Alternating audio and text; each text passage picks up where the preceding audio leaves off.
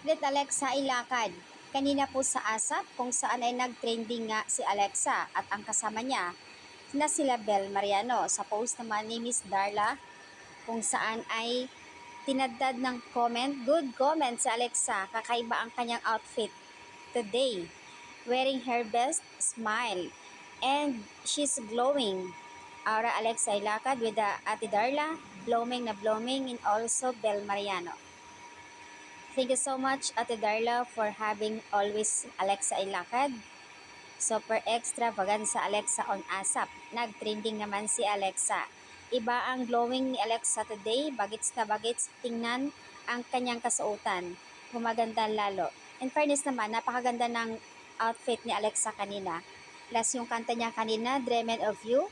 At tinanong nga ni Barber kung bakit nga ba ay nagustuhan niya kantahin ang Dreamin' of You at kinilig naman si Shania Gomez. Ang galing ng baby ko, live na live yung pagkanta niya kanina. Plus ang ganda pa niya talaga.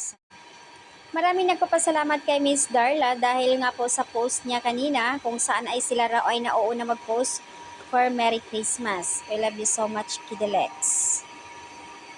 So, ayan po yung update. Kanina, napakaganda ng boses, napakahusay talaga kumanta ni Alexa. Samantala sa isang post naman ng ibang admin, isang fan ng Kidelex kung saan ay nagpakuha ng picture. Tila nanginginig pa, sobrang napakaganda ni Alexa and also Kiddy Estrada. Something after ng ASAP ni Alexa, sinundo ni Kiddy si Alexa and then nag-glamour sila. Ayon dito sa comment ng iba na after ng ASAP, nag-date naman si Kidelex. Wow!